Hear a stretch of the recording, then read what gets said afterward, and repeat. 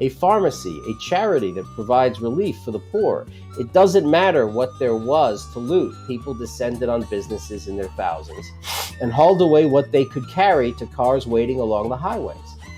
Some by hand, most with pickups and vans, and some with a tractor, a forklift, and an industrial cargo trolley. Even solar panels and corrugated iron sheets ripped from the roofs of buildings. Farms and sugarcane fields set alight, leaving half-dead sheep with their wool scorched and their urns burned off, bleeding mournfully to be put out of their misery. More trucks torched, everything robbed from small spaza shops to hypermarkets. Just as in the case of our national economy, the plunder was complete. However, some regions of South Africa are completely untouched. That's because armed citizens, armed with guns and anything else they could find, have drawn a line a line that the looters have not even tried to cross. Quietly, dozens of ordinary citizens spontaneously assembled and drew a line. Beyond that line, no looter set his foot.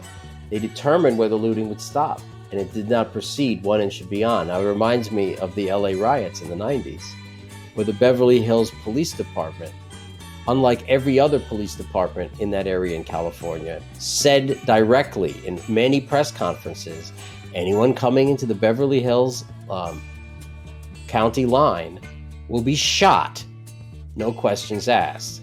So they're effectively saying trespassers will be shot to death. Guess where the rioting stopped in California? Take a guess. You'd be right. They were so ordinary that it was almost extraordinary. Here, an overweight pensioner in Crocs sandals. There, a pudgy housewife with a small handgun. Everywhere, a young man with a hunting rifle. An Indian trader with a shotgun, that has a drum magazine, my favorite kind. A skinny youngster with a golf club. Another Indian woman dressed in an elegant sari. When they're talking about Indians, they mean South Asian Indians, Hindu Indians, who make up 10% of South African society, I think. Something like that. I think it's like blacks were, what was it? Like blacks were, it had to be less. Blacks were like 90%, whites were like 7 or 8%, and then the rest were coloreds, what were called coloreds, which were the mixed sort of light-skinned blacks with freckles. It's like their own subculture there. And then the Asian Indians who'd come in there in the 1800s, mainly as mercantile. Gandhi himself lived in South Africa.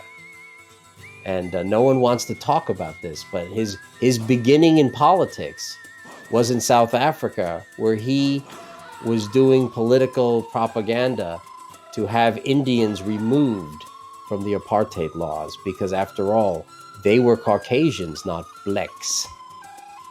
So that's how Gandhi got his start, trying to get on those white beaches, because they were all Caucasians, don't you know? A little bit of a wrinkle in history no one wants to talk about. Elegant sari, but with a cane machete stuck through the back strap. Others just with paintball guns. With the police nowhere in sight, they were there to protect their own. The ordinary random citizens of South Africa who have had enough to suffering beneath the most corrupt regime in Africa. All reports from all corners told the same story. Law-abiding private citizens and private security companies have joined hands to present arms and to stop the invaders peacefully.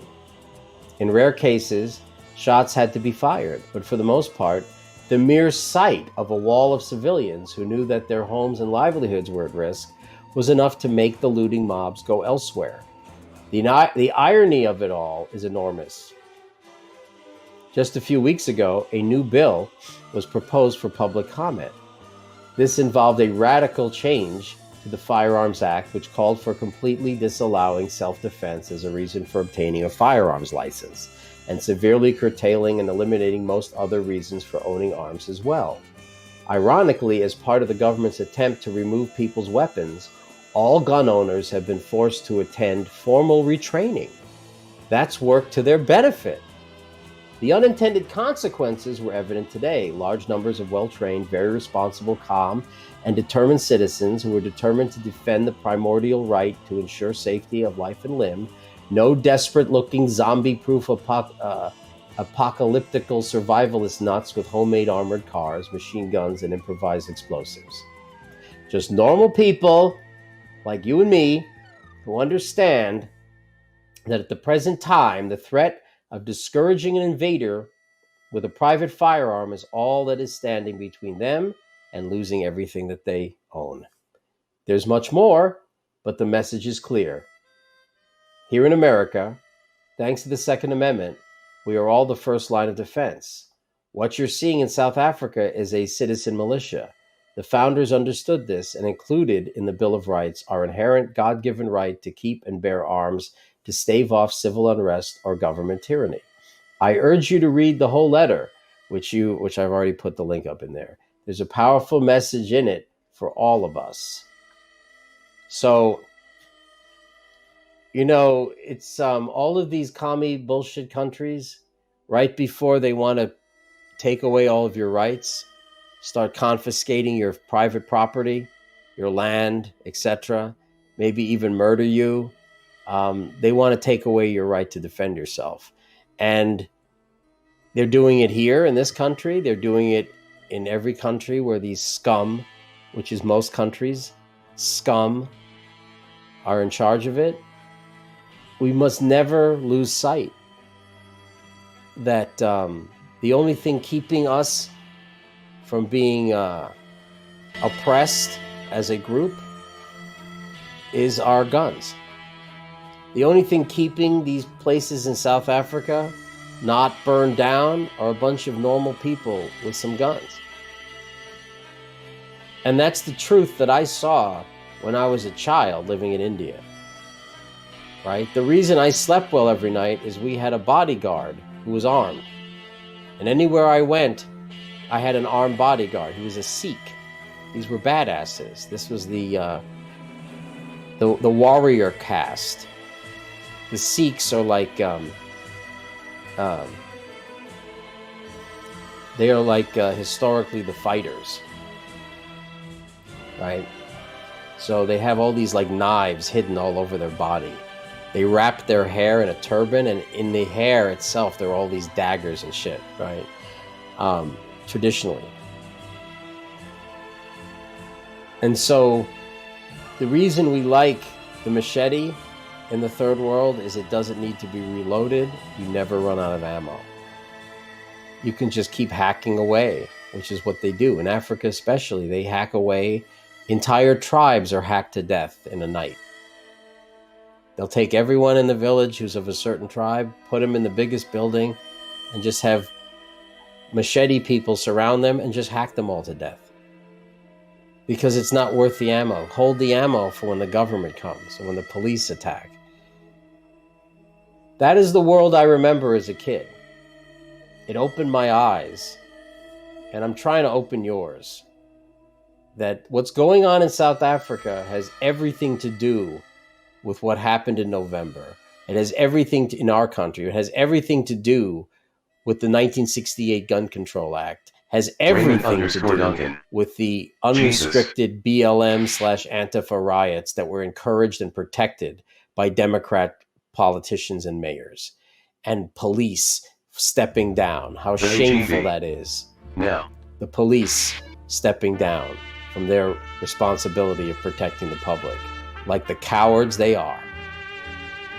It is a shame to the nation. If you want to protect yourself or your family, you have to do it. And if you don't believe me, do a little more research what's going on in South Africa. You will see exactly what I'm talking about.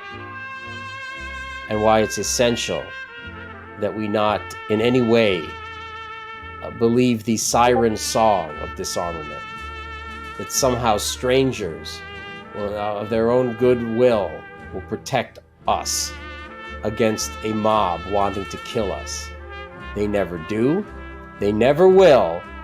And if you believe that, you do deserve what's coming to you. With that, I will see you on the Spy Show Tomorrow night, 11 p.m. Eastern, it's the Spy the Liar broadcast. And then on Sunday with the Colonel, 7 p.m. Eastern Time. Be well. And think about a lot of innocent people in South Africa that are now taking it in the ass. But anyone who was intelligent got the fuck out of there 20 years ago. Raymond, not everyone can escape. It's like New York City. Yeah. Everyone who could got out. There's still people trapped here because the economics makes it impossible for them to leave. See, that's the point, casino gambler. Am I talking about South Africa or the United States? The real question is, does it really matter at this point? Because it doesn't. Because it's the same problem. It's the same lie. It's the same siren song.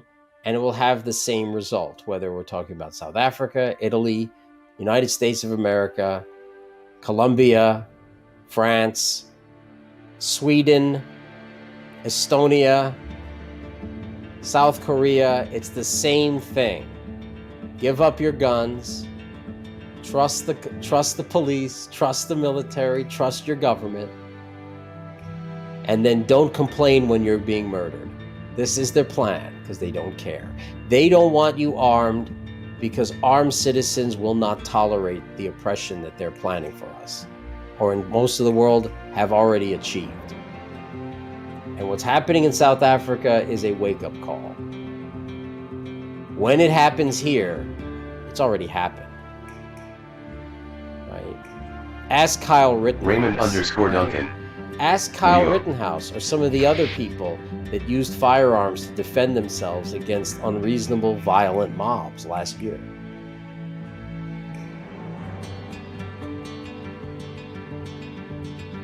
Guns are available again. Ammunition is coming back into availability. If you were stupid and did not heed any of my warnings over the last 5 years, now would be a great time to go in and buy at least one firearm. If it's home defense, get yourself a 12-gauge shotgun. If it's personal defense, Raymond like you live in an apartment, or when the plug gets pulled, get look yourself the a fuck 9mm out or from that 45, 10mm, whatever they've got. Get something like that. And if you've got some land, back it up with a rifle. That's my advice. Take it easy. I will see you guys with Wayne with Spy the Liar tomorrow at 11, and then Sunday with the Colonel, 7 p.m. Until then, be well. Raymond_Duncan. No words.